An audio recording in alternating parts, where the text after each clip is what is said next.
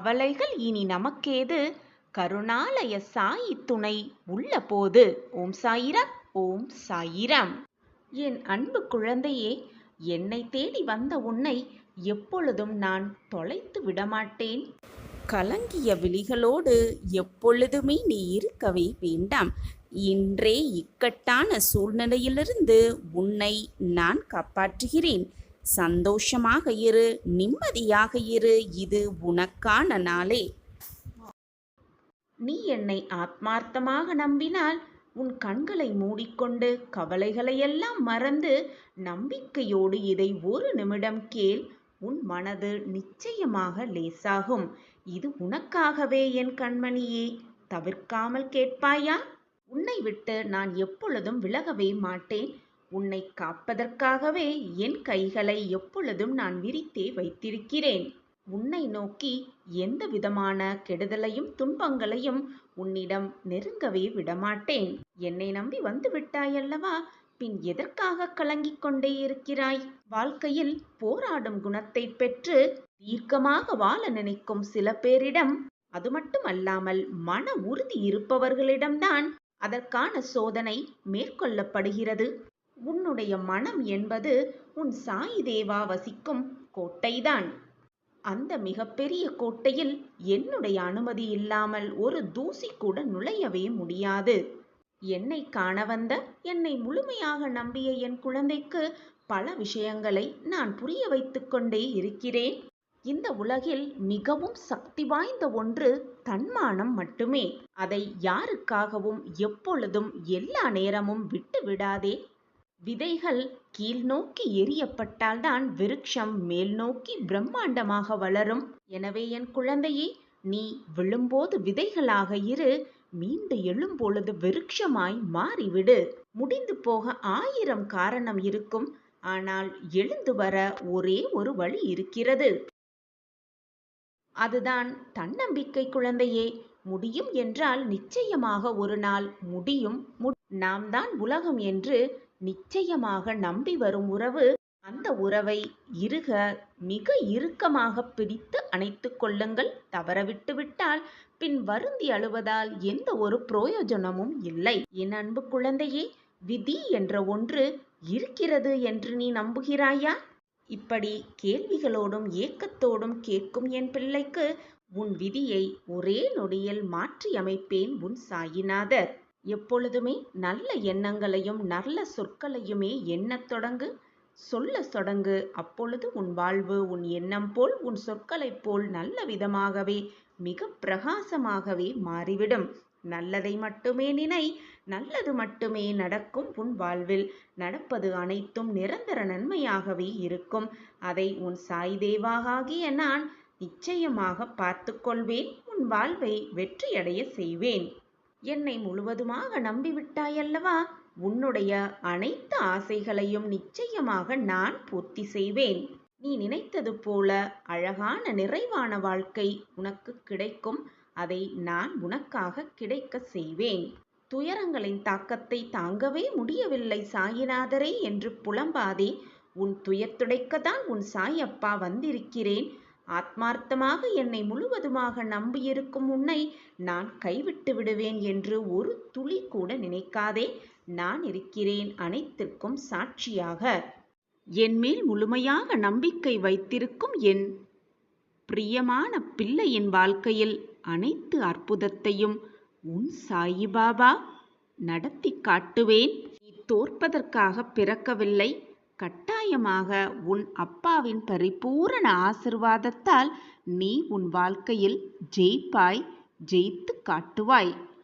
சாயிநாதா, பல நாட்களாக நான் உங்களிடம் வைத்த வேண்டுதல்கள் எல்லாம் தாமதமாகி இந்த இடத்திற்கு வந்திருக்கிறது என்று நீ என்னிடம் புலம்புகிறாய்.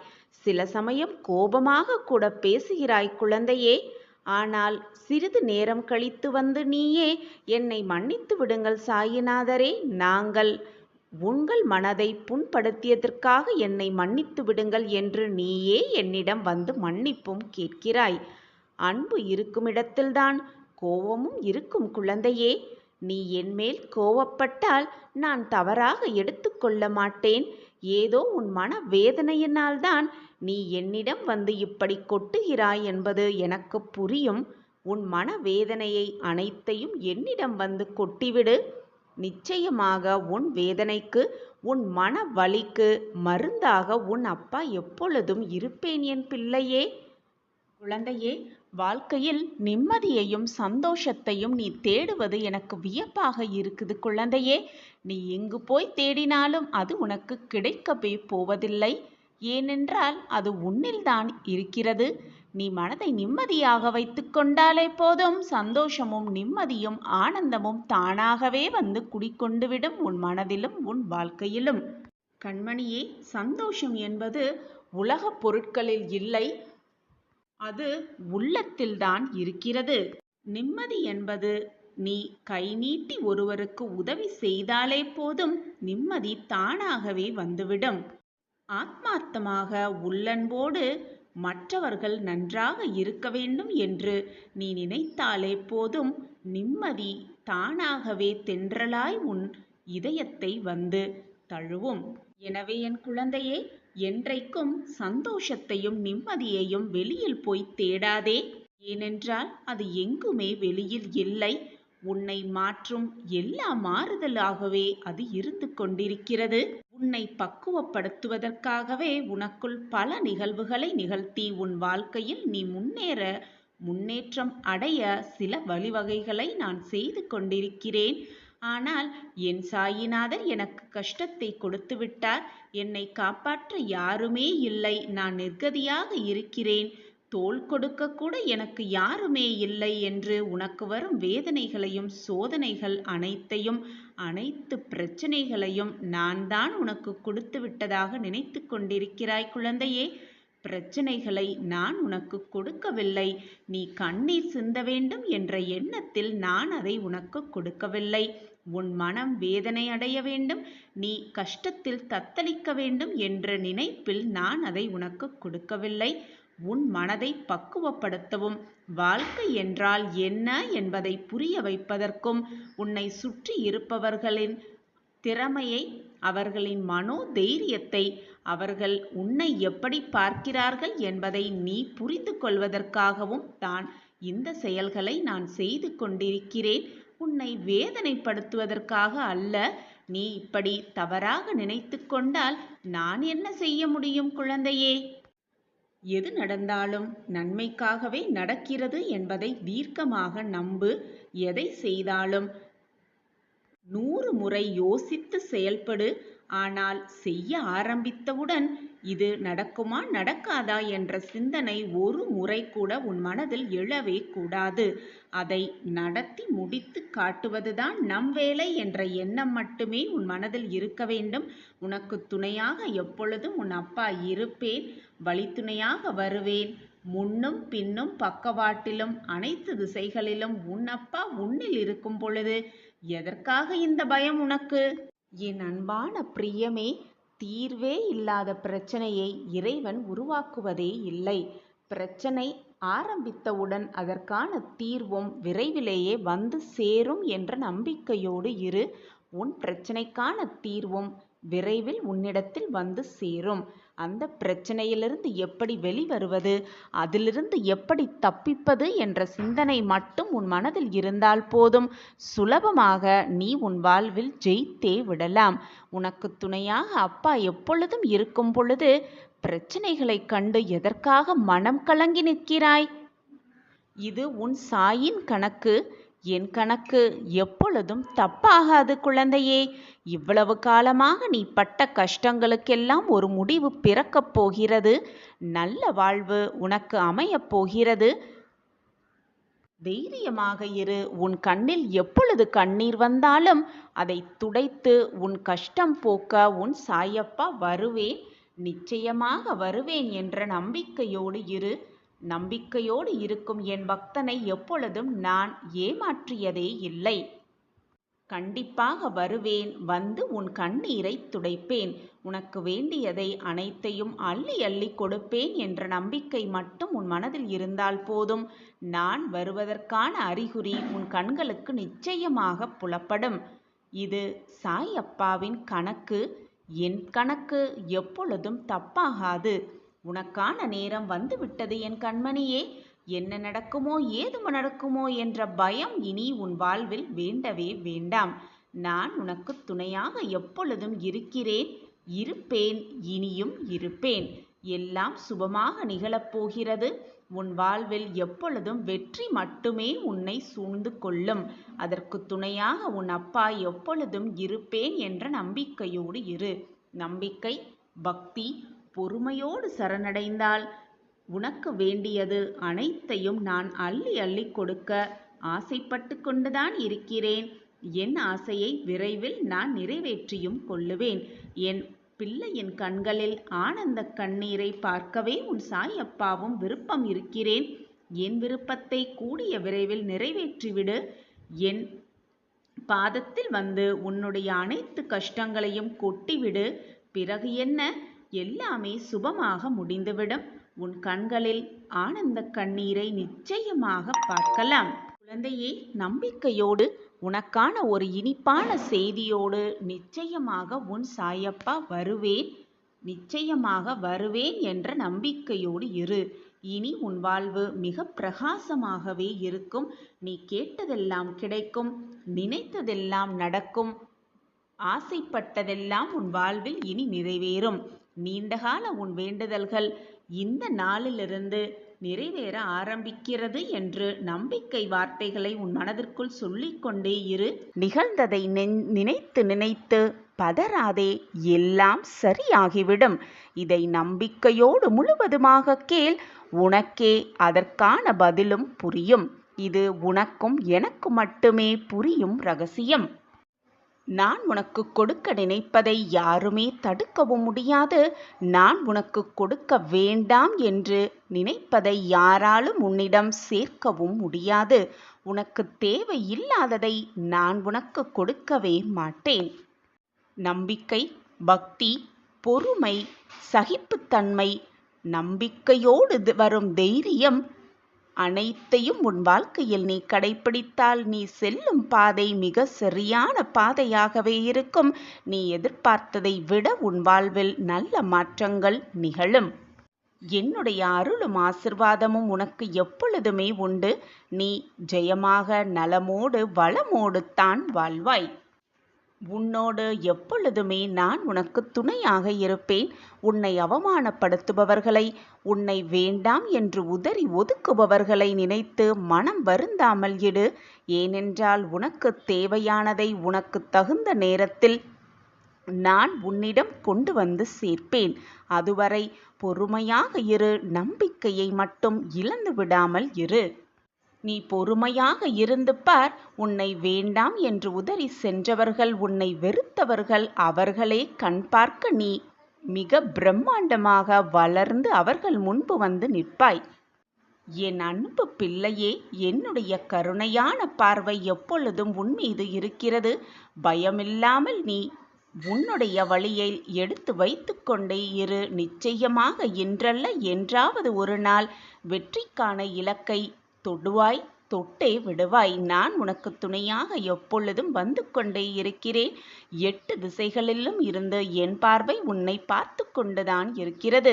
உனக்கு முன்பாக ஒரு வழிகாட்டியாகவும் பின்பாக ஒரு பாதுகாவலனாகவும் நான் இருந்து உன்னை வழிநடத்தி கொண்டிருக்கும் போது தேவையில்லாத பயமோ குழப்பமோ உன் மனதில் எழவே எழ வேண்டாம். உனக்கு துணையாக எப்பொழுதும் நான் இருக்கிறேன். உன் மனம் வேதனையாக இருக்கும் சமயத்தில் என்னிடம் ஓடி வந்து நீ மண்டியிட்டு அழும் பொழுது என் மனம் என்ன வேதனைப்படுகிறது என்பது உனக்கு புரியுமா? நான் அதை எப்படி விவரிக்கும் என்பது கூட எனக்கு தெரியவில்லை. என் மனம் அத்தனை வழிகளோடு சுமந்து கொண்டிருக்கிறேன். நீ கண்ணீர் விடும்போது உன் கர்ம வினைகளையெல்லாம் நான் வாங்கிக் கொண்டு உனக்கு சிறிதளவே கொடுக்கிறேன். உன்னால் எதை தாங்கிக் கொள்ள முடியுமோ, உன் மனதால் எதை தாங்கிக் கொள்ள முடியுமோ அதை மட்டுமே நான் உனக்கு கொடுக்கிறேன். அதுவும் உன்னை காயப்படுத்த வேண்டும், வேதனைப்படுத்த வேண்டும் என்ற எண்ணத்தில் அல்ல. உன்னை பற்றி நீ புரிந்து கொள்ளவும் உன் வாழ்க்கையை பற்றி நீ முழுமையாக புரிந்து கொள்ள வேண்டும் என்பதற்காகத்தான் அந்த கஷ்டத்தையும் உன்னை நோக்கி நான் அனுப்புகிறேன். எனவே அதை புரிந்து கொள். எனக்கு மட்டும் கஷ்டம் வந்து கொண்டே இருக்கிறதே என்று மனதை போட்டு வருத்தி கொள்ளாதே. உனக்கு சோதனைகள் வருகிறது என்றால் இன்பங்கள் உன்னை சூழப்போகிறது என்று அர்த்தம். போராட்டம் மட்டுமே சூழ்ந்து இருப்பது போல நினைத்து கொண்டிருக்கிறாய் என்றால் மிகப்பெரிய சந்தோஷம் உன்னை சூழப்போகிறது என்றுதான் அர்த்தம். துன்பத்திற்கு பின் வரும் இன்பமே இரட்டிப்பு சந்தோஷமாக இருக்கும். அந்த சந்தோஷத்தை அனுபவிக்க தயாராகு, ஆயத்தமாகு. உனக்கான நல்ல நிகழ்வு உனக்காகவே காத்து கொண்டிருக்கிறது. எனவே வீணாக நிராபகரிப்புகளை கண்டு மனமுடைந்து நம்மை வெறுத்து விட்டார்கள், நம்மை நிராகரித்து விட்டார்கள் என்று நீயே தவறாக எண்ணிக்கொண்டு உன்னையும் வேதனைப்படுத்தி கொண்டு உன்னை சுற்றி இருப்பவர்களையும் வேதனைக்கு ஆளாக்காதே. உன் மனம் விரும்பும் மகள நிகழ்வு கூடிய விரைவில் உன் வாழ்வில் நிகழும். நான் அதை நிகழ்த்தி காட்டுவேன். உன்னுடைய நியாயமான கோரிக்கைகள் எதுவாக இருந்தாலும் 100% நான் நிறைவேற்றித் தருகிறேன். உன் சாயிபாபா மீது உனக்கு நம்பிக்கை இருக்கிறதல்லவா? அப்படி இருந்தால் நம்பிக்கையோடு இரு, பொறுமையாக இரு. சாயி சாயி என்று சொல்லிக்கொண்டே இரு. உன் மனதில் ஒரு புது தெம்பு உணர்வதை நீயே உணர்ந்து கொள்வாய். நான் இருக்கிறேன், எதற்கு நீ கவலைப்பட்டு கொண்டே இருக்கிறாய்? ஒரு செயலை செய்ய தொடங்கும் போது வருவது நம்பிக்கை. பல செயல்களை முடித்து காட்டும் போது வருவது சந்தேகமில்லாத நம்பிக்கை. தொடர்ந்து நாம் சொல்வதை எல்லாம் செய்து காட்டும் போது வருவது நம்பிக்கை மேல் நம்பிக்கை. அந்த நம்பிக்கை மேல் நம்பிக்கை வந்துவிட்டது என்றால் நீங்கள் தன்னம்பிக்கை பெற்றவராய் ஆகிவிட்டீர்கள் என்றுதான் பொருள். அலைகள் இல்லாமல் கடல் இல்லை என்பது போல பிரச்சனை இல்லாமல் வாழ்க்கை என்பது இல்லவே இல்லை. பிரச்சனை என்று ஒன்று வந்துவிட்டால் அதால் மனதில் போட்டு பயந்து கொண்டு மனமுடைந்து நொறுங்கி போகவே கூடாது. பிறந்த உடனேயே உன்னுடைய பிரச்சனை தொடங்கிவிட்டது. பசிக்காக பிறந்தவுடன் அழுதோமல்லவா? அன்றுதான் அங்குதான் உன் முதல் பிரச்சனையே தொடங்குகிறது. பிறகு வளர வளர வாழ்க்கையில் பணப்பிரச்சனை, உறவு பிரச்சனை, உளவியல் பிரச்சனை என்று பல்வேறு பிரச்சனைகள் அணிவகுத்து வந்து உன்னை தாக்கிக் கொண்டே இருக்கிறது. ஒரு பிரச்சனை முடிந்துவிட்டால் அடுத்த பிரச்சனை தலை தூக்கி விடுகிறது. ஒரு கட்டத்தில் நமக்கு நாமே பிரச்சனையாகி விடுகிறோம். நாம் தான் நமக்கு பிரச்சனையே என்ற நிலையும் உருவாகத்தான் செய்கிறது. அப்படியானால் என்னத்தான் செய்வது சாயிநாதரே என்று நீ என்னிடம் கேட்பது எனக்கு மிக நன்றாகவே புரிகிறது. பிரச்சனைகள் உனது வளர்ச்சிக்கு அடிப்படை என்பதை நீ முதலில் உணர்ந்து கொள். எப்போதெல்லாம் பிரச்சனைகளை சந்திக்கிறாயோ அப்போதெல்லாம் நீ வளர்ச்சியடைந்து கொண்டிருக்கிறாய் என்பதுதான் நிதர்சனமான உண்மை. பிரச்சனைகளும் தடைகளும் போராட்டங்களும் துன்பங்களும் வரும்பொழுது விழிப்புணர்வுடன் யோசித்து அதிலிருந்து எப்படி மீள்வது என்ற சிந்தனையை உன் மனதிற்குள் சுழல விட்டு கொண்டே இரு. நிச்சயமாக உன் வாழ்க்கையில் வெற்றி என்னும் இலக்கை அடைந்தே தீரலாம். உனக்கு வரும் போராட்டங்களையும் துன்பங்களையும் தடைக்கற்களாக பார்க்காமல் படிக்கற்களாக, உன் வளர்ச்சிக்கான படிகளாக பார்க்க கற்றுக்கொள்ளும் போது உன் வாழ்வு மிக முன்னேற்றமான வாழ்க்கையில் செல்லும். அதற்கு நானே சாட்சி. நான் இருக்கும் பொழுது தேவையில்லாத பயமோ குழப்பமோ உன் மனதில் எழ வேண்டாம். நான் எப்பொழுதும் உன்னோடே இருக்கிறேன், உன்னோடே பயணம் செய்து கொண்டிருக்கிறேன். உன் வாழ்க்கைக்கு என்ன தேவை என்பதை பார்த்து பார்த்து நான் செய்து கொண்டே இருக்கிறேன். எனவே நிராகரிப்புகள், போராட்டங்கள், துன்பங்கள், பிரச்சனைகள் என்று எது வந்தாலும் அதை பார்த்து பயந்து மனம் நொந்து விடாதே. இதுநாள் வரை உன் மனதில் இருந்த வேதனை, துக்கம், தோல்விகளால் மனம் வெறுத்து போய் பரிதவித்தது எல்லாம் முடிவு பெறப்போகிறது. உன்னுடைய உழைப்பிற்கு ஏற்ற பலன் நிச்சயமாக கிடைக்கும். உன் வேண்டுதல் எப்படி தோற்று போகும்? நிம்மதியும் சந்தோஷமும் அழகாய் பூத்து குலங்கும் வண்ண மலர்களைப் போல் இனி உன் வாழ்க்கையில் வசந்தம் வீச துவங்கும். உனக்கு அனைத்துமாக உன் சாயி தேவா இருக்கும் பொழுது எதற்காக உனக்கு இந்த கேள்வி? என் வேண்டுதல் வீண் போகிவிடுமா என்ற கேள்வி உன் மனதில் எண்ணவே கூடாது. எப்பொழுதுமே கலங்காமல் இரு. நான் உனக்கு எப்பொழுதுமே துணையாகவே இருப்பேன். குழந்தையே, நீ எப்பொழுதும் என்னிடம் வைக்கக்கூடிய வேண்டுதல் அனைத்துமே பலிக்க வேண்டும் என்பதுதான் உன்னுடைய பிரார்த்தனையாகவே இருக்கிறது. இது எனக்கு நன்றாகவே தெரியும் என் குழந்தையே. உனக்கு எந்த நேரத்தில் எதை செய்ய வேண்டும், எப்படி செய்ய வேண்டும் என்று எனக்கு தெரியும். உன்னை படைத்தவனுக்கு தெரியும். எனவே என் குழந்தையே, எப்பொழுதும் வந்து எனக்கு இதை கொடுங்கள் சாயப்பா, என் வாழ்க்கையை இப்படி மாற்றிவிடுங்கள் சாயப்பா என்று என்னிடம் வந்து இதை கொடுங்கள், அதை தாருங்கள் என்று கேட்காமல், சாயிநாதரே, என் வாழ்க்கைக்கு எது நன்மையோ அதை எனக்கு ஆசிர்வாதமாக கொடுத்தாலே நான் மிகவும் சந்தோஷமாக இருப்பு. இப்படி மாற்றி வேண்டிப்பார், இப்படி பிரார்த்தனை செய்து பார். நீ நினைத்ததை விட 10 மடங்கு மேலாக நான் உனக்கு திருப்பித் தருவேன். குழந்தையே, நீ உன் வாழ்க்கையில் கஷ்டங்கள் இல்லாமல் வாழ விடலாம். உன்னை படைத்த, உன்னை இயக்கிக் கொண்டிருக்கும் உன் சாயப்பாவிற்கு தெரியாதா உனக்கு எதை எப்பொழுது எப்படி கொடுக்க வேண்டும் என்று? ஏன் உன் மனதை குழப்பிக் கொண்டிருக்கிறாய்? என் வேண்டுதல் வீணாகிவிடுமோ, என் வேண்டுதல் பறிபோகிவிடுமோ என்று ஏன் உனக்கு இந்த குழப்பம்? உன் வேண்டுதல் எப்படி தோற்று போகும் என்று நீ நினைக்கிறாய்?